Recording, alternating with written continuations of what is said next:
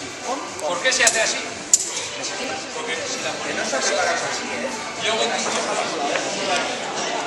Mira, veis, ha hecho el nudo muy... Vamos, ya ves.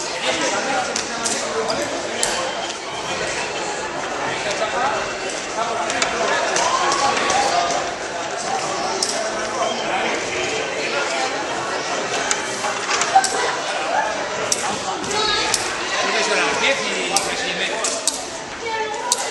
Para siempre.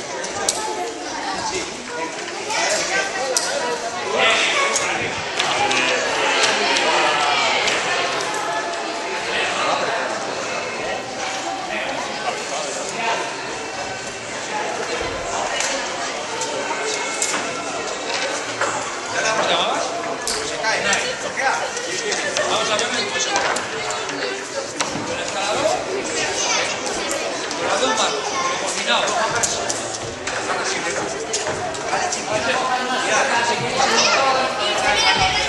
¿Por qué no son de las pelos en pisar?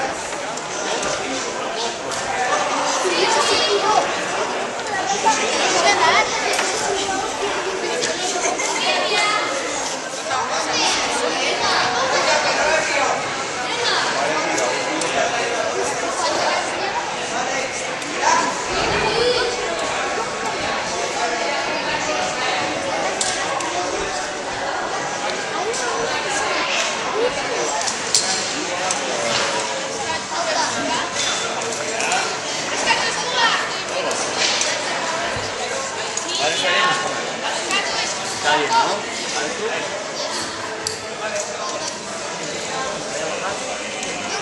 Vale. Es un poquito difícil la tirada. Tienes que hacer como si las entraras. Cuando vayas